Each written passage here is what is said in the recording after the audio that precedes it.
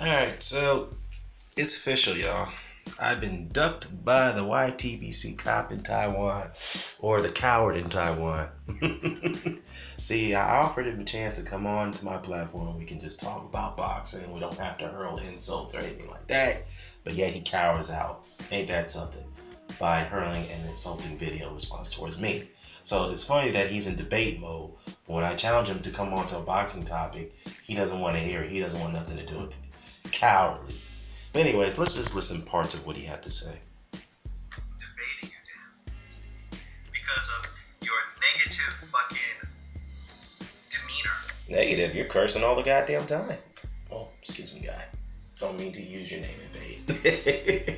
You curse all the time. So, negative. I mean, what is it? I don't understand. I think you have a hard time understanding what the term negative means. If me asking you to come on to my channel to discuss boxing is negative, then you have a bad interpretation of the word, because, if better yet, you're a hypocrite about it, because once again, you like to spread innuendo and like to go after channels for their opinions and race bait them all the goddamn time. And if that's not the term of negativity, then you tell me what is. I actually know you leave. Don't do that. Don't do that, because you can't really interpret things very well. And I'm surprised that you're even an English teacher, for God's sakes. But it is what it is. You know, you want to challenge me to a debate. Yep. You want to dictate what we debate about. You want to bring up historical stuff that I'm not interested in. Yeah, because you don't know anything. So, like I've always told you, and I've told you many times, is that if you want to talk about boxing, or actually better yet, if you claim you know about boxing history, then don't speak of it, because you have no knowledge of it, okay? Don't bring up historical points to back up a fighter that you admire so much in modern times of today. Don't do that, okay? If you don't want to talk about history, don't mention it at all. Don't even refer to it, all right? It's very simple. It's simple logic. Just want you to follow that, okay? And you want to talk about a topic that we've already went back and forth tons over a year ago, right? You say, well, you brought it up. Yeah, exactly. You brought it up. You never debated me on it. You never debate me on it. Let it fucking go, man. I'm not going to let it go. As the great actress said. Well, first of all, you're the one who brought it up into light. So I asked you to come on and talk about it, and now you're refusing like a coward. Okay? So, anyways, let's continue.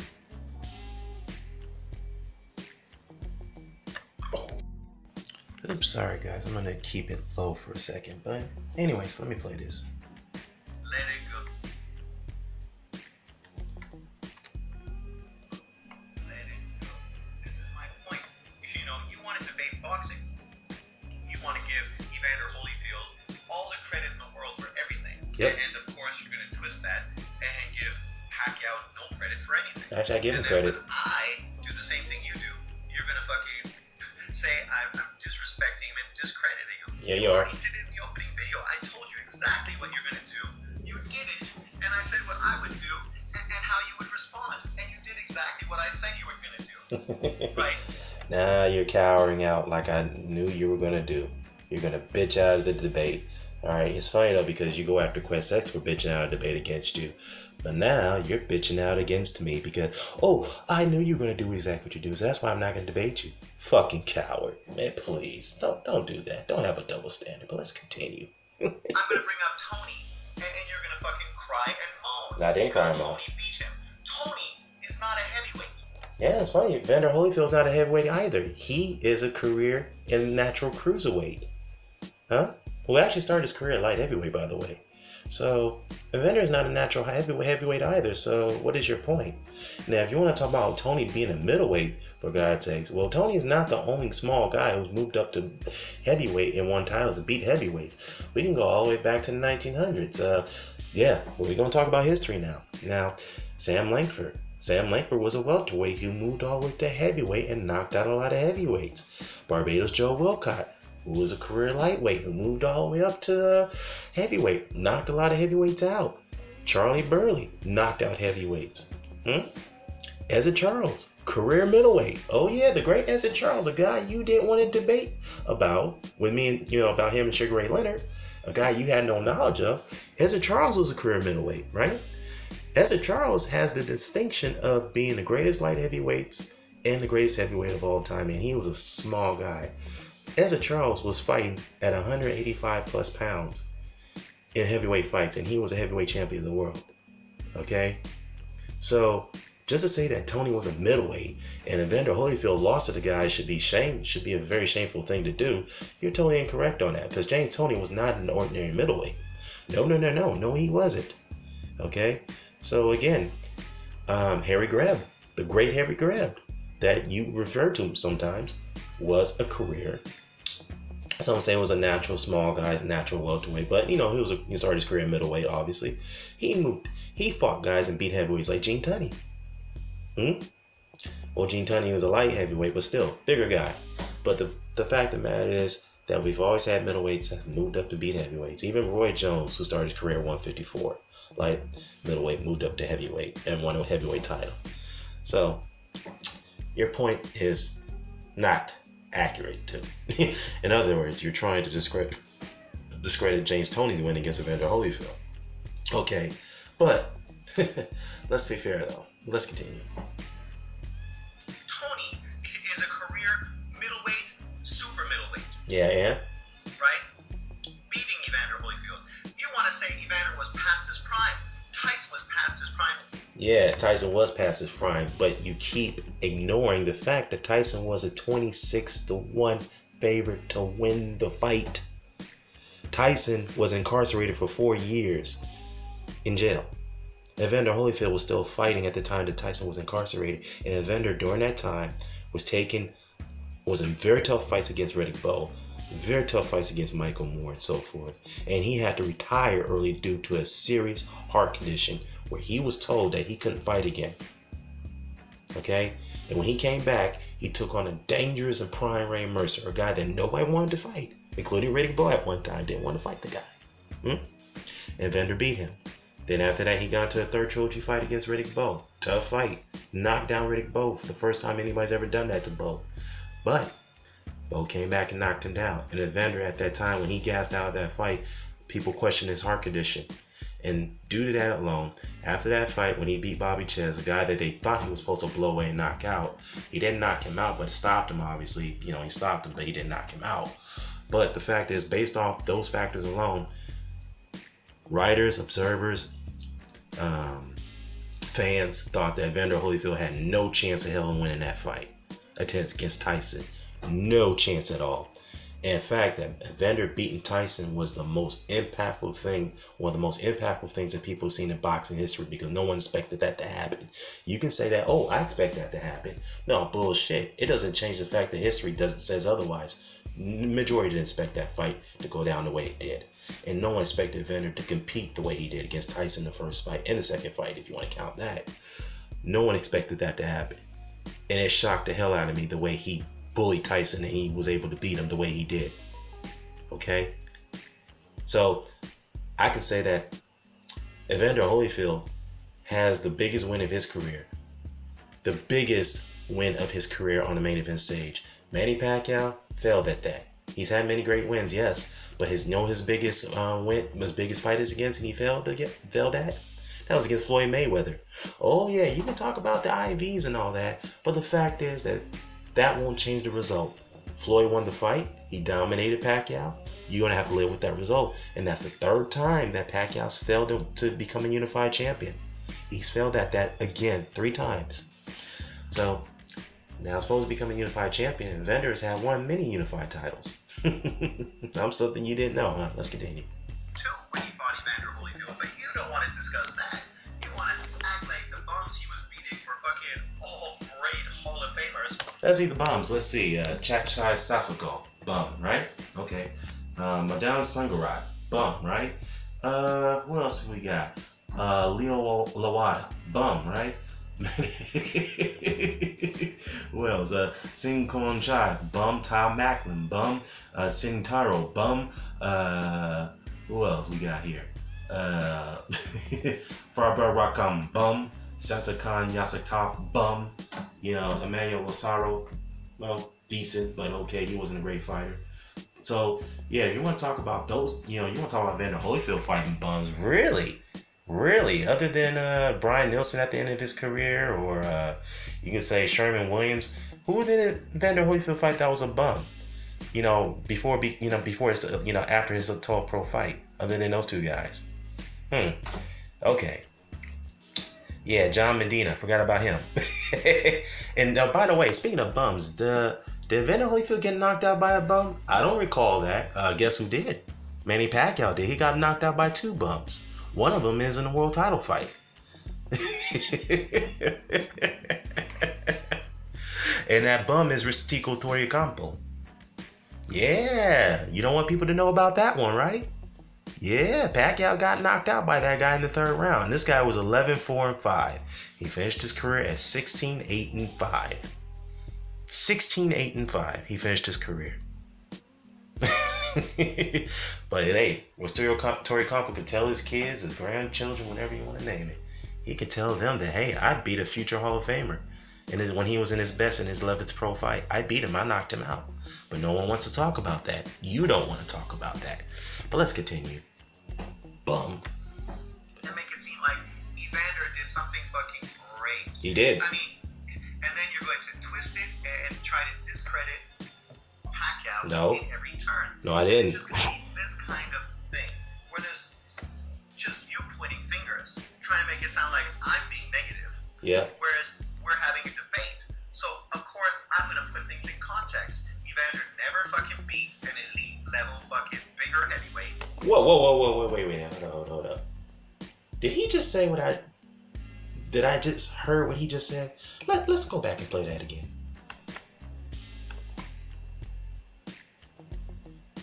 Debate. So, of course, I'm going to put things in context. Evander never fucking beat an elite level fucking bigger heavyweight. So let me get this straight. So Riddick Bowe was not an elite heavyweight. Mike Tyson was not an elite heavyweight. Let's see. Larry Holmes was not an elite heavyweight. George Foreman was not an elite heavyweight.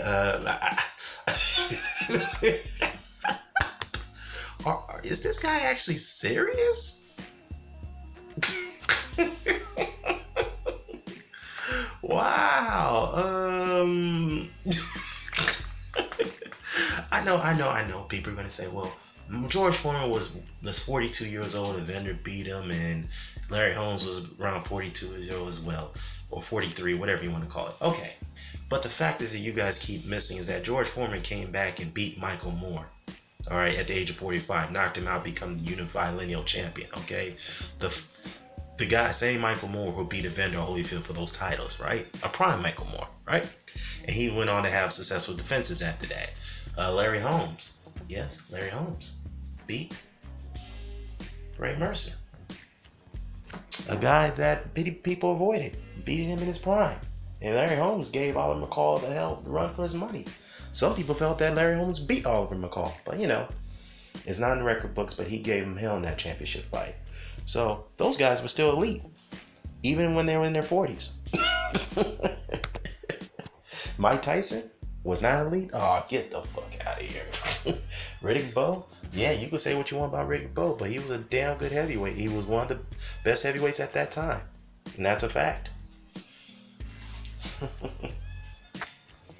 Wow.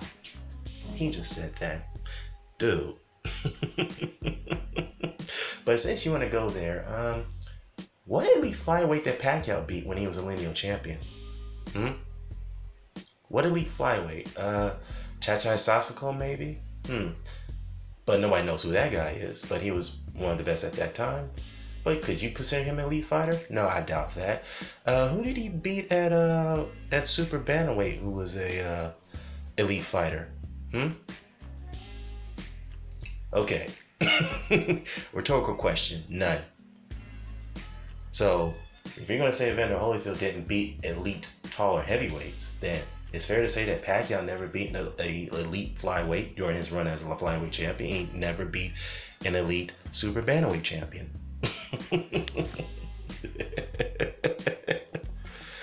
Let's continue. Right? Even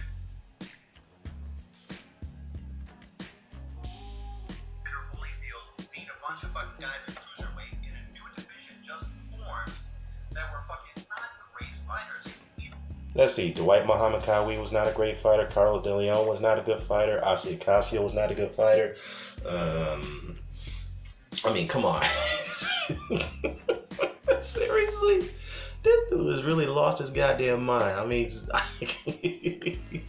all right, but let me finish this. Even though you want to fucking say De Leon and fucking Pai are fucking great fighters. I mean, Let's talk about that. So again, who did Chachai Saskal that beat that was better than Dwight Muhammad Qawi, who he beat Matthew Saad Muhammad twice? Who did he beat that was better than Qawi beating Saad Muhammad? Who did as I was saying. So who did Leo Lawada beat that was better than Carlos De Leon, who beat Yaki Lopez and Marvin Camel? Who did Leo Lawada beat that was better than those guys? Oh my God. And what about Singarai? Who did he beat that was better than De Leon beating those two guys that I mentioned? Oh, if I forgot, my bad, because Pacquiao never beat Singarai. He got knocked out by that guy. And you want to know something else you want to know about Singarai? Singarai fought 19 guys in debuts, regional fights in Thailand. 19 guys in debuts and fought over 20 guys with losing records. And this is who Pacquiao lost to. He lost his he lost his flyweight title to, his lineal flyweight title to. Okay, now as far as the WBC is concerned, Pacquiao didn't make the weight for the fight, so he was stripped of the title, but he was able to keep the lineal title, but he still gets knocked out by this guy. Wow. Okay, all right, whatever. So you want to talk about the bums that Evander Holyfield fought at cruiserweight? Yeah, you don't want people to know about the bums that Pacquiao fought at flyweight and super bantamweight, right? Okay, let's continue. Let's be fucking real. Yeah. I'm not shitting on it, but yeah, they are not great. Spinks. Oh, you know what's funny about that? Dwight Muhammad Qawi is a Hall of Famer, and you never knew that. That's how idiotic in your lack of knowledge of boxing comes into play, because you didn't know that, and when I told you that, you try to dance around that and say, well, he's not really a Hall of Fame fighter. But no, you said he was not in the Hall of Fame, and I correct you on that and said, yeah, Dwight Muhammad Qawi actually is in the Hall of Fame. Look it up. He was inducted in 1998. You idiot. Yeah, it kind of like reminds me how you once said that John Mugabe didn't fight any top 10 fighters before he fought Hagler. And Ben Umar, the brother Ben Umar, shout out to him, by the way, had slammed you on that bullshit. Wow, let's continue. Cruz, light heavyweight fighter, was better than both of them, right? And we saw what Tyson did to fucking Spinks. Yeah. In his prime, coming off of his career 2 biggest victories. Knocked his ass out fucking like that. Yeah, exactly. Right? I like Holyfield. Yeah, exactly. You just acknowledge that Tyson was so dominant that he had this aura that he couldn't be beat. Yeah, of course, the Buster Douglas fight came into play, and the incarceration came into play as well. And now, but the bottom line is this: Tyson still had that mystique when he got out of prison. Yeah, that mystique followed him into that Holyfield fight, and that's something you're neglecting. And once again, I gotta repeat myself, that Holyfield was a 25-1 underdog. I think I said 26 earlier, but all right, 25-1. A heavy of a underdog going to that fight. All right, and no one gave him a chance at hell of winning that fight, and he did it. And he went on to become a unified champion once again, avenging his loss against the very man that beat him for the unified titles when he was at his second reign, Michael Moore. Knocked him out, ran through him, destroyed him. But let's continue. Roll with Holyfield. I fucking picked Holyfield to beat fucking Tyson. Why? A lot of it because Tyson was a shot fucking fighter at that Tyson was a shot fighter? Really?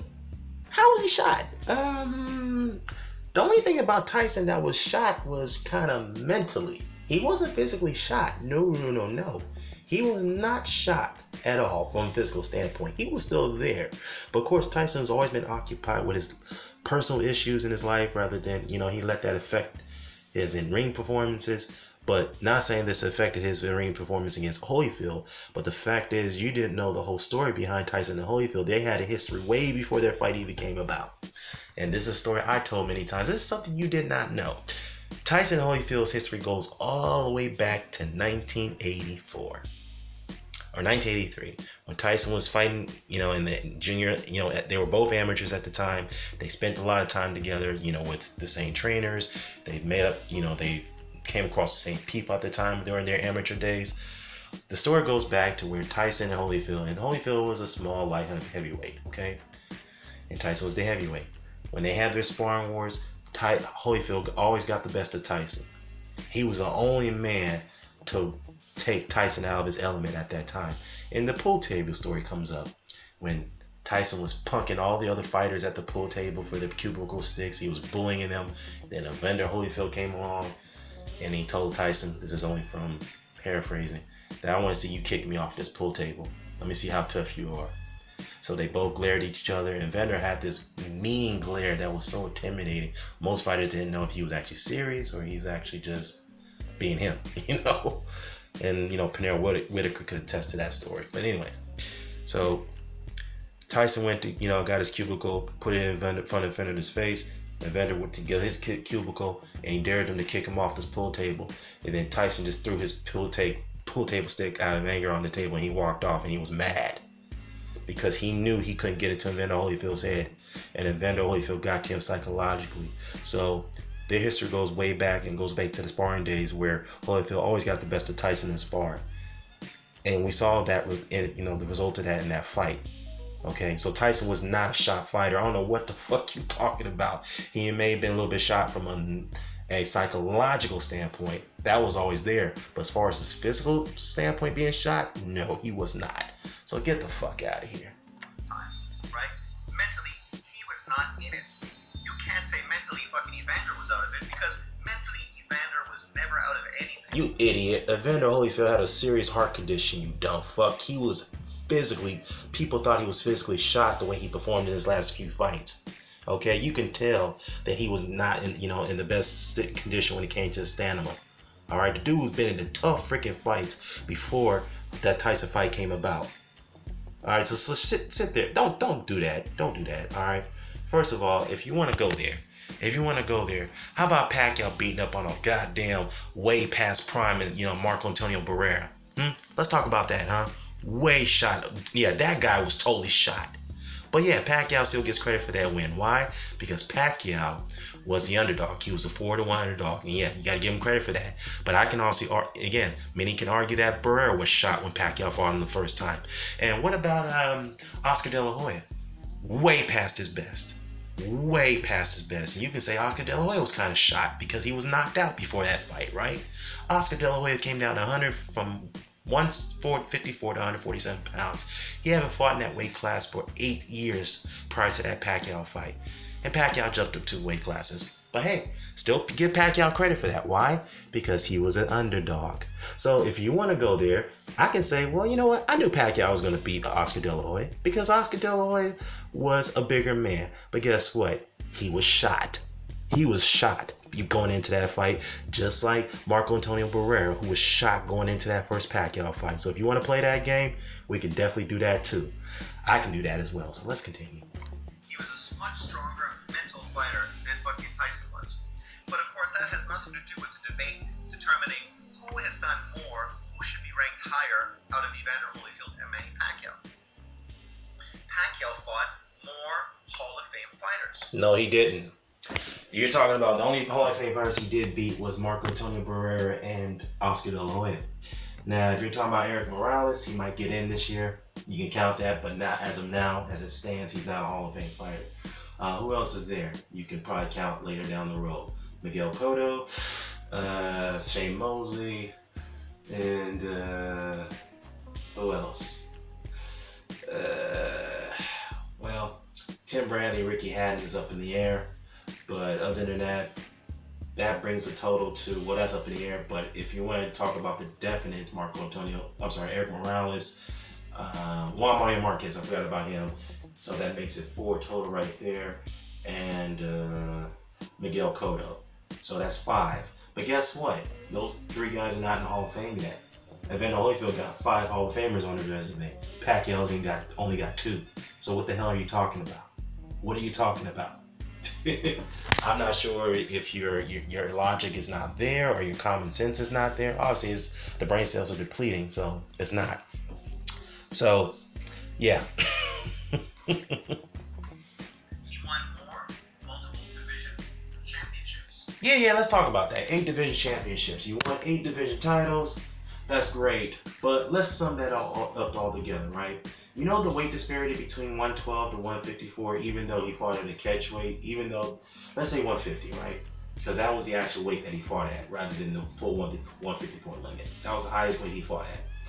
All right, so the weight disparity is 38 pounds, right? So if you look at that and compare and contrast to Evander Holyfield, who was a small natural cruiserweight who fought guys who, you know, Holyfield fought in his first run at heavyweight at 205 pounds or 208 the most. You know what the weight disparity was at the time when he fought those guys up there? The average weight disparity was 30 pounds. 30 pounds. And the highest that he fought a guy who outweighed him by much was George Foreman, was 59 pounds. And he dominated George Foreman in that fight.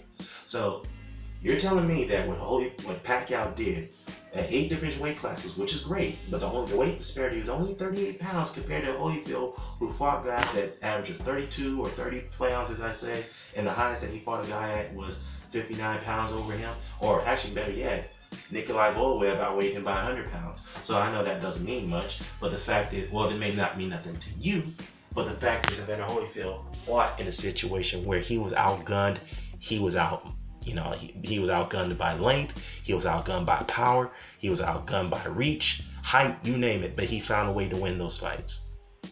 Really. Now, speaking of those 8 division titles, let me go further. See, this is the reason why you didn't want to debate me on this, because I can go further. So, Manny Pacquiao won 8 division titles, right? He did that. That's great. Great thing. But how many actual titles did he have out of that whole situation? Let's see. He won 7 world titles in total, right? Well, make that 8 because he got that Jesse Vargas win. So 8 world titles, alphabet titles, 5 lineal titles. That's a total of 13. 13 world titles combined. You know how many Evander Holyfield won?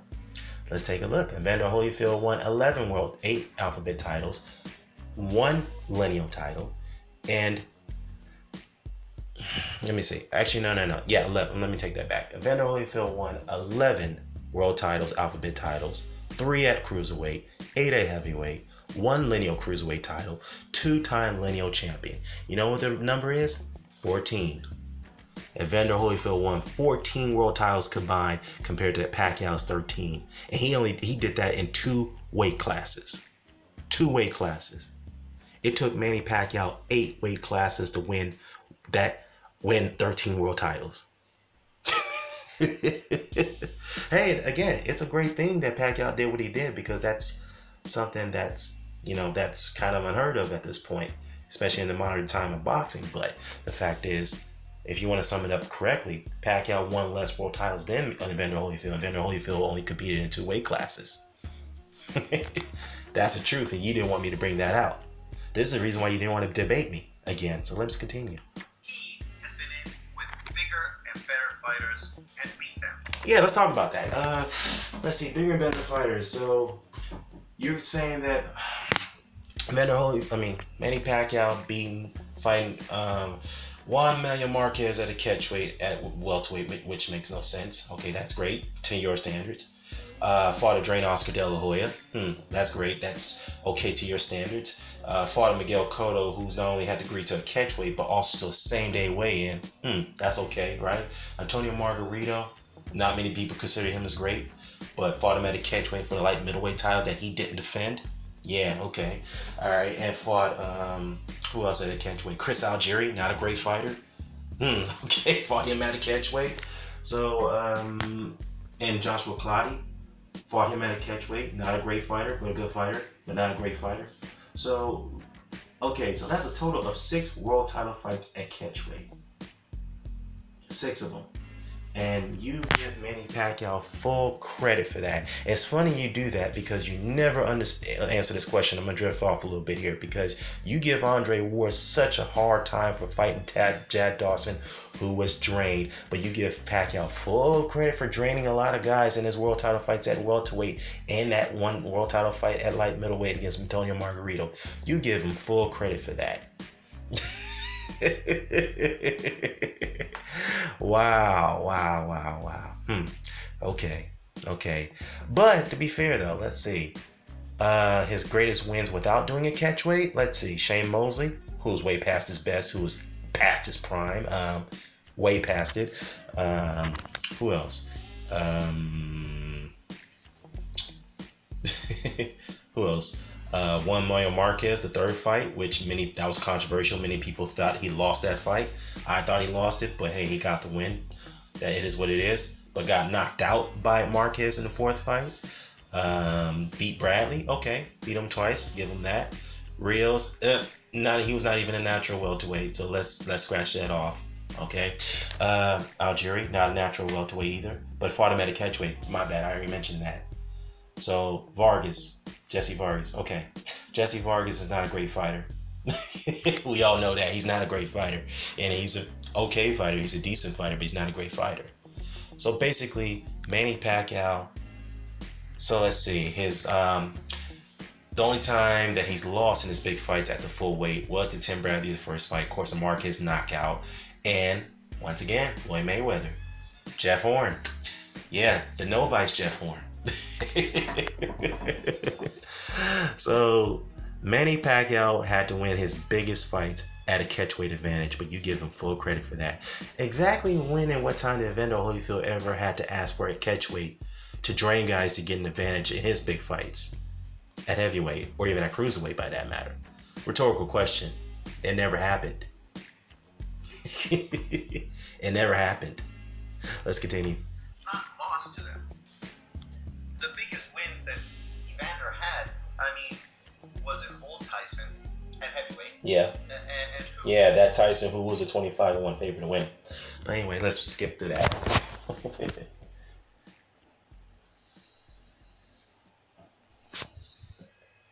Riddick Bowe fight was great, but did he really win that fight? Yeah, he did. Do you think he actually won that fight? Yeah, he did. Or do most people feel he lost all 3 of those fights? No, he didn't. What you're gonna say, He won that fight. That second fight was close. It could have gone either way. So He won that you fight. already know what we're gonna say. So what is the fucking point of going into this when you're gonna point fingers at me, saying I'm disrespecting Evander Holyfield? You are. You try to discredit his wins at cruiserweight. You said that he didn't fight no elite heavyweights, which is false. That's false. So what are you hoping to achieve by having this conversation, except the fact that you just love to fucking argue?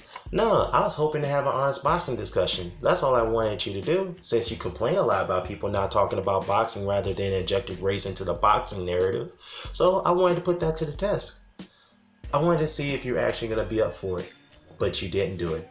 So rather accepting my offer, you go and complain like a bitch. And you got the nerve to criticize others who don't talk about boxing, but rather inject race into the discussion. So I just exposed the fact that for who you really are. And it's been exposed a long time ago, but I had to do it again because it's just these complaints that you have is so comical to me. It's so comical to me that the fact that it's so, I don't know, it's so downright pathetic. Be disrespectful and drift off to topics that have nothing to do with Evander Holyfield and Manny Pacquiao. Yeah, no, I didn't. Right? I stayed on point. Because this is the topic I would debate. I'm not fucking going to debate Golovkin against Zale. What's the point? Well, what was the point? Because you said that Golovkin was greater than Zale, but now you're backing away from it like a coward. What are we debating there? Zale got knocked out by guys who were 1-0. And you're going to fucking make him out to be a great fighter because later on in his career... You see what he's doing? You see what he's doing? This dude said, I'm not going to debate Tony Zell and Gennady Golovkin. At first, he said Gennady Golovkin was greater than Zell. Then in another video, he says that I'm not going to debate on that because Zell was a much greater fighter that had a better resume than Gennady Golovkin. Then he goes around and says, well, Zell's getting knocked out by guys who's 1-0. Okay, whatever. But you do realize that during Tony Zell's time, Tony Zell actually fought at a time where you have to be very active when it comes to getting certain fights and getting certain purses at the time, okay? Number one. Number two, he's got far better wins than more names on his resume that Gennady Golovkin can ever possibly imagine. That Gennady Golovkin doesn't even have close to having. Not even close. The man is still Tony Zell. You really have the nerve to say that Golovkin was greater than that guy. And then you keep flip-flopping on this issue. Okay, whatever. But I'll tell you one thing, since you want to talk about Zell getting knocked out by guys who was 1-0. Oh, okay, all right, whatever.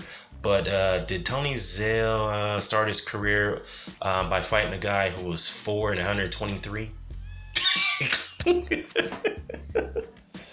Did he fight a guy who finished his career at 4-123 losses? No, I don't think so. Okay, and for your information, Tony Zell lost to a guy who was 3-0, not 1-0. That was Nate Bolden, you dummy. All right, so let's continue. He fought some Hall of Famers, the majority of whom he lost to. Only one top-level guy did he show any fucking ability to beat consistently. You know? All right. So let me get this straight. So you didn't know that Tony Zell didn't beat Billy Zeus? Do you know who Billy Zeus is? No. Do you now know how Solstek is? Nope. Fedor Apostoli? Do you know who he was? No, you do not. Rocky Graziano, which we all know his best trilogy fights against? Nope, you didn't know about that either, did you? Huh? Lou Woods, who was a top contender at this time in the middleweight division? Okay, so it's funny though, because Tony Zell's got more Hall of Fame wins and Hall of Fame fights than Golovkin's not even come close to having. Not even close. So, oh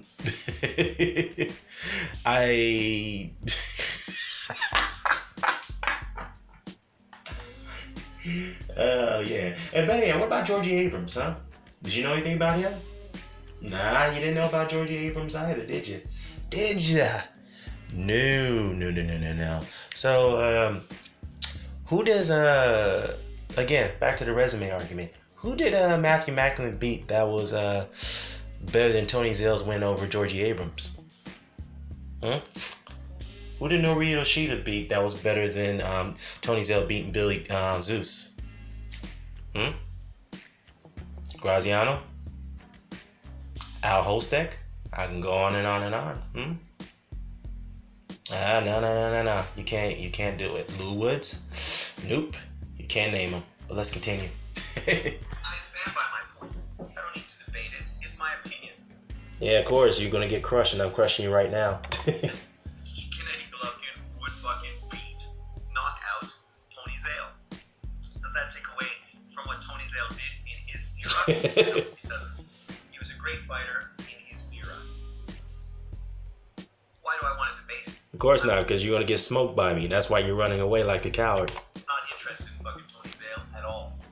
The Holyfield-Pacquiao farm thing, fine, but what is the point of it? Just so you can do what you do against low plates, be disrespectful. You've already done it in this video. You know, I'm not interested in debating. Really?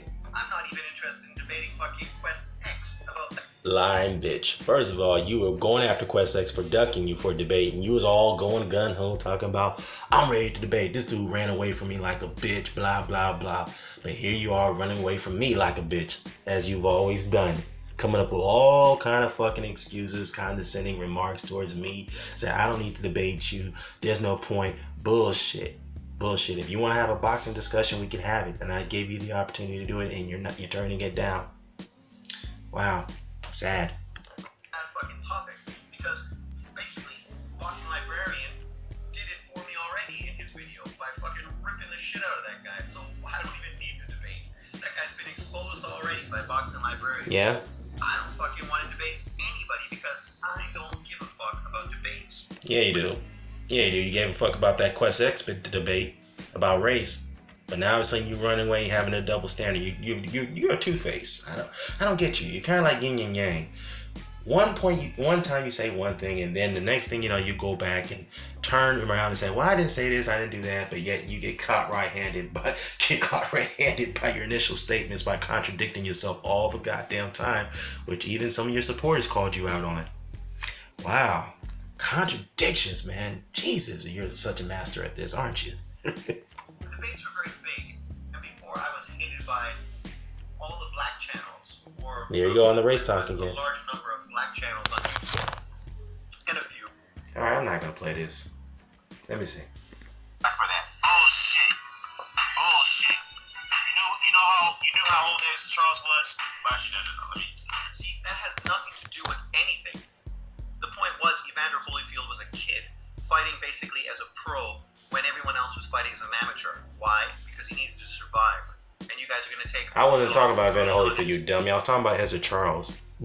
Career as these negative things. What happened to fucking Bernard Hopkins in his first guys, right? So times in his early career when he was fucking still a teenager, yeah, in the amateurs, taking losses to dudes. Pacquiao was fucking fighting to survive, to make money, to take care of his family. Yeah, so did Charlie Burley, so did Ezra Charles.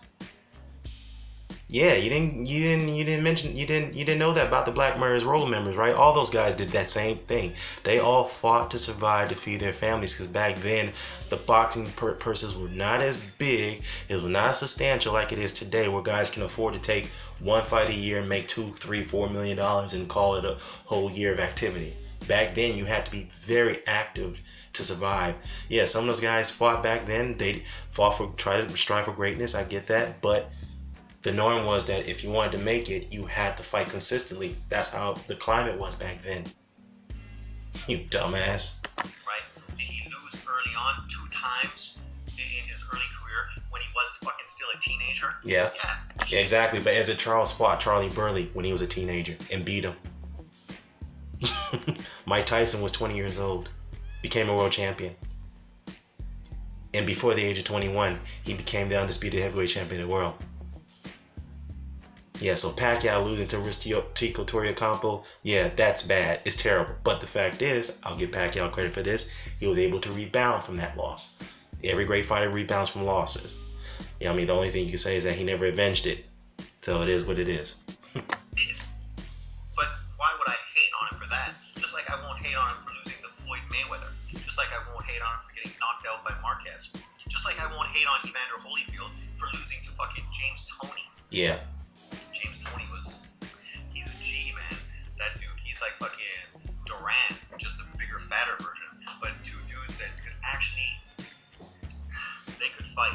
And inside, man, those guys could just stick there with anybody. Which is why, of course, Durant stuck with Hagler, right? You know, for 12 rounds and gave him a tough fight. But let's continue. Do you know how old that Ezra Charles was when he fought Charlie Burley? See, this is your point. You see, you don't want to play it. Play it. Kind of stuff. Play it. Who gives a fuck? You don't want me to. No, you don't want to hear it because I just told you. Ezra Charles was 18 years old when he fought Charlie Burley. Who turned pro? I think he won his first title at 17 years old, right? Maybe you should just talk about him. Somebody people actually may know. Somebody more relevant to the discussion we're having. But you just want to be a fucking asshole and pull in these quotes from a whole different fucking era. Those guys didn't fight amateurs back then, basically. Yes, they did, you dumb fuck. And you idiot. Ezra Charles had 42 amateur fights before he became pro, you dumb fuck. Are you... Sugar Ray Robinson had over 100 amateur fights before he became pro. What the fuck are you talking about? This motherfucker, man.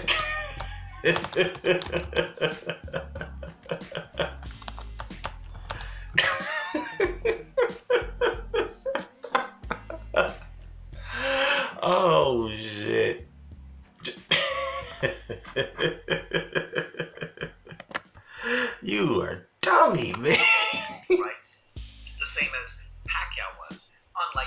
majority of fucking American fighters and UK fighters who have long fucking amateur careers to develop, like the Cubans and the Eastern Europeans. Pacquiao didn't have that luxury. He had to learn on the job. He had to take fights and take losses early in his career. He still won a fucking championship early on in his career. Yeah, exactly. Against an older guy who was a veteran and a grown-up who was a natural fighter at that weight. Yeah, that grown-up I talked about who was shot. A shot fighter. Marco Antonio Barrera. Very shot. But hey, again, let's give Pacquiao credit for that because he was an underdog. But the difference is that Pacquiao was not a massive underdog compared to Holyfield, who was to Tyson. Unlike Pacquiao. Do you know? No, you don't know. Okay, I'll tell you how old Enzo Charles was. Enzo Charles was 18 years old when he fought Charlie Burley. A dangerous and prime Charlie Burley. Hall of Famer Charlie Burley. A black man is role member Charlie Burley. He beat him. He beat him not only once, but he beat him twice. Okay? Mike Tyson was 19 at 20 years old when he became world champion. So I don't want to hear this bullshit.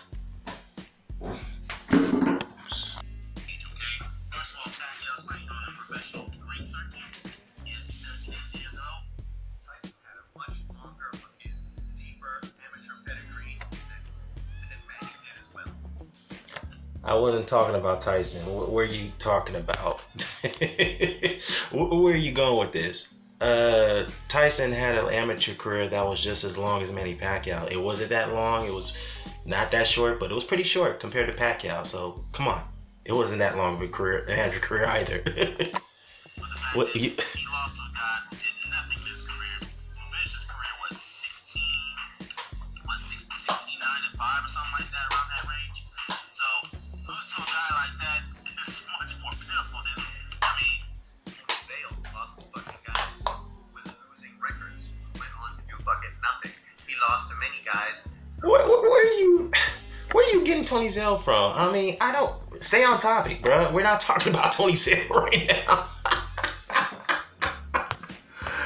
Bruh, we're talking about Manny Pacquiao and Evander Holyfield, who's greater between the two. Okay?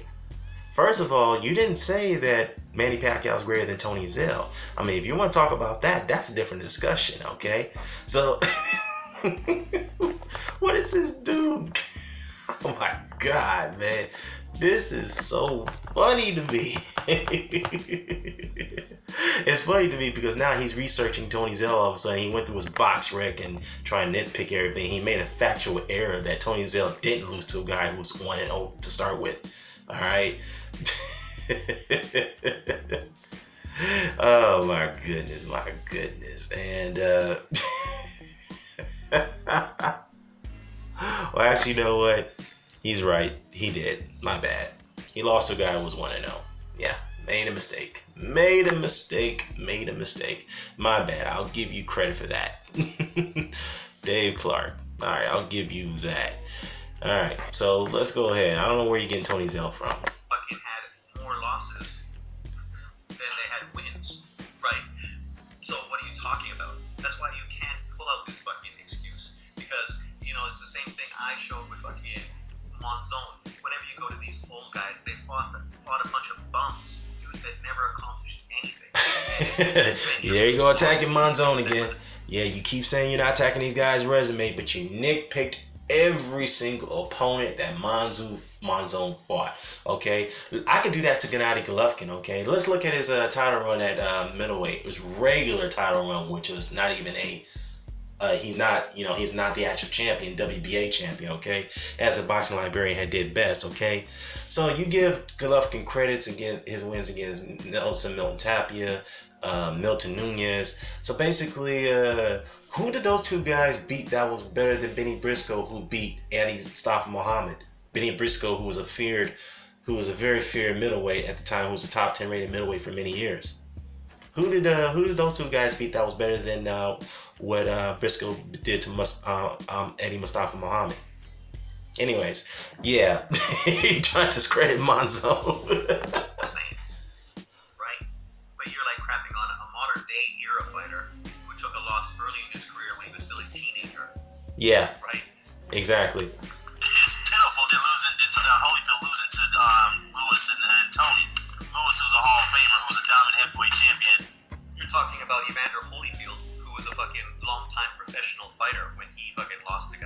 Yeah. And trying to compare it to a teenager who took losses in his career, like Erickson Lubin, who just lost today, got blitzed in one fucking round, right? Yeah, that's an elite fighter. So here's the difference. Charlo's an elite fighter. The guy that Pacquiao lost to was not even close to being an elite fighter. Are you actually comparing Rustico Terriocampo to Jamel Charlo? Are you serious?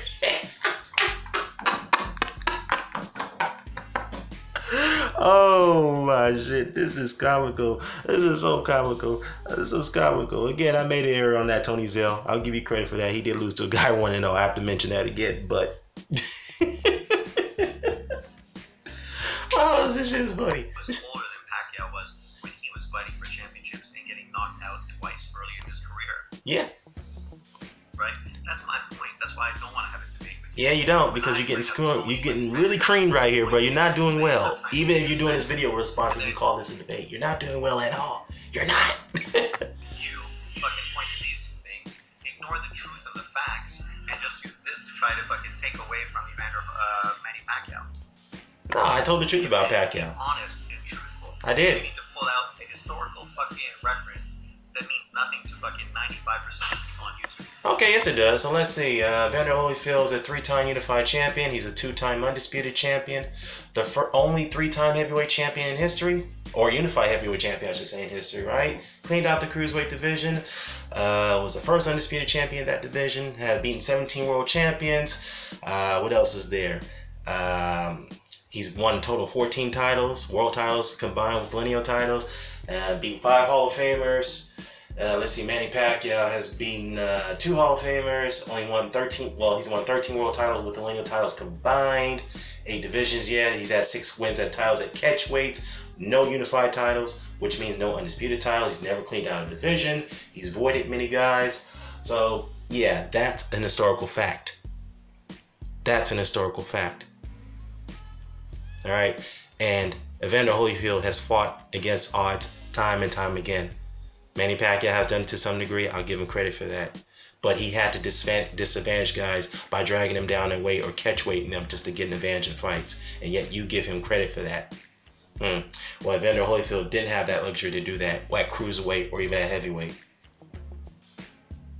While he was outgunned. And you say Pacquiao's greater than him? Hey, you're entitled to your opinion, but again, your opinion doesn't always result to fact, which you didn't tell a lot of fact here. You told a lot of falsehoods.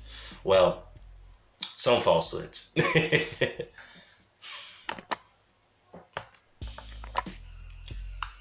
Sony is a free trial paper as well. So yeah, play my voice. Play my voice. But let's continue. Play this. He was old. He had fucking medical issues. And Yeah, he was able to accomplish a lot during that time. that's all it is. I'm talking about Pacquiao and how he has more division championships than anybody in history. Yeah, he does, 8 divisions, but I could also go further than that. But if you really want to debate on it, come on. But let's just see. If you really want to debate on that. So, yeah, he has 8 divisions, but the fact is that Pacquiao didn't fight everybody when he was moving up to those weight classes. The modern era, the majority of fighters, including Floyd Mayweather, did not fight Exactly. everybody. I called out Floyd for that. Pacquiao has more lineal wins than fucking Floyd does, or they're even. You know, so it's Yeah. pretty close. I can't remember off the top of my head. But the point is, both of them have fought guys who were. Yeah, but guess what? Sherry Robinson has won more lineal titles than anyone else in history. You didn't know that fact, did you? He won more than Pacquiao. He's won 6 lineal titles. 1 at welterweight and 5 at middleweight. You didn't know that fact too, did you? Did you? Let's continue. Less than stellar opponents at those weight classes, because in the modern era, that's the scenario. You know, that's why comparing back then to now is pointless, and that's why. Well, you're doing that now because you just shitted on Tony Zell and Carlos Monzon. You're doing that now, and you're doing that before just to propagate Golovkin.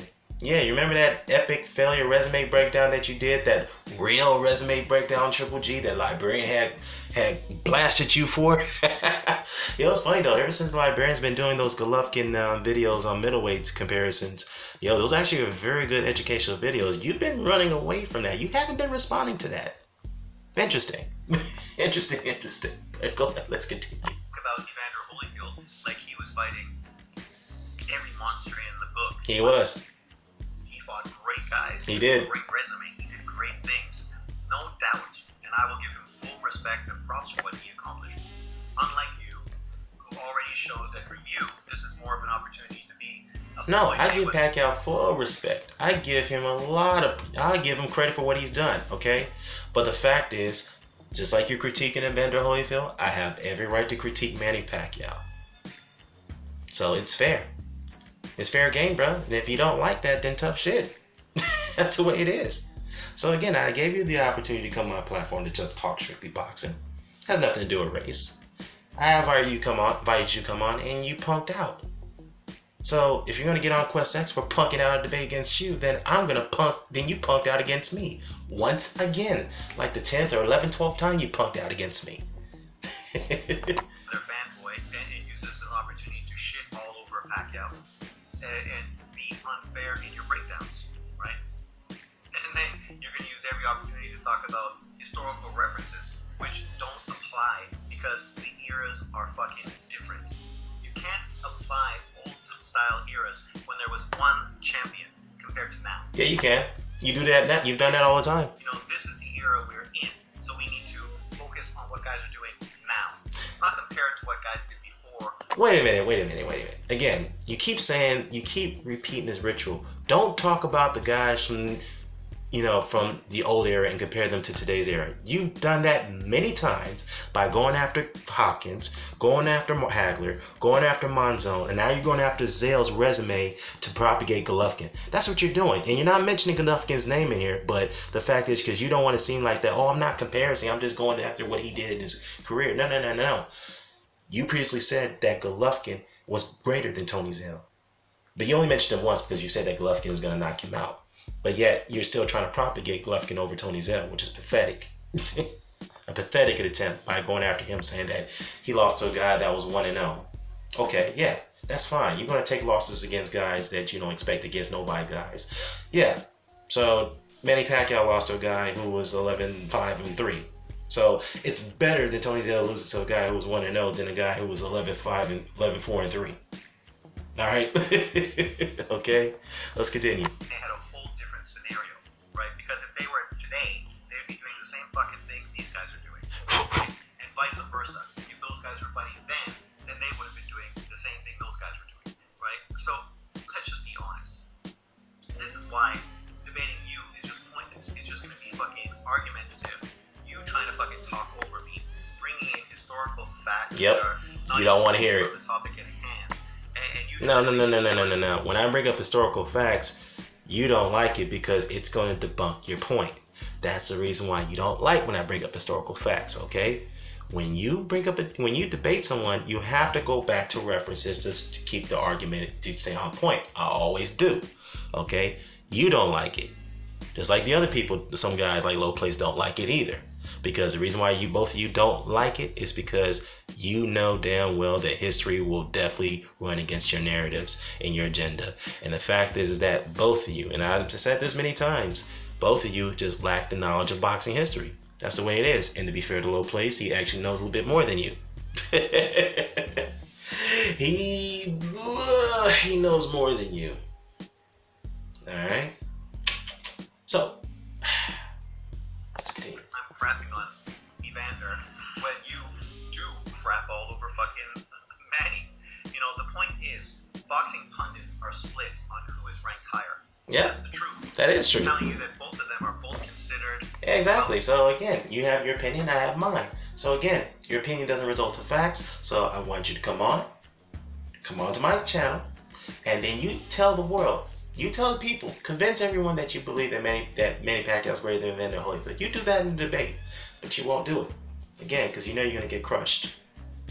This is only the beginning, bro. I'm just holding back if you really want to go ahead and take up on my offer, because I got a lot more information to share. This is not all of it. Respected fighters who are both ranked very well and both ranked very high. That's the reality. That's the fact. That's the truth. So I don't mind having this debate. Sean, Wait a minute. Did you just say that you don't mind having a debate with me, but there's no point. Okay, you're confused. Either you want to debate me or you're not. Or not. Make up your mind, man. Angle you're gonna come from. You've already shown how disrespectful your whole fucking perspective is going to be towards me and towards Pacquiao, right? And then I'm gonna have a bunch of pure racist guys who you give a complete pass to, fucking commenting in the section beside, right? Oh, really? Do it. Let's see what happens. The truth is, you're most likely going to expose yourself for everything that I've said about you, the same way you expose yourself in your local lace fucking conversations, and how you just acted childish, you trolled the guy, and really, you asked him questions a lot of times that had nothing to do with the topic at hand, and you just continue to ask the same fucking questions over and over. No. So again, like I told you and him, that if you're going to keep trolling me, and I told you guys, I didn't troll you guys in the beginning. You guys came after me. And I warned you, and I warned him that if you're going to keep doing it, I'm going to come after you. So it's funny, though, because I like when people like to contradict themselves a lot. Well, actually, I don't, but it's funny because you troll everybody, all the black men that you have an obsession for. But yet, when somebody does it to you, it's a problem. That can't be allowed.